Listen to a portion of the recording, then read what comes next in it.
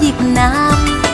Nơi bao năm xa cách tương chừng hôm nay lớn dần, lòng buồn dời dời xa xa.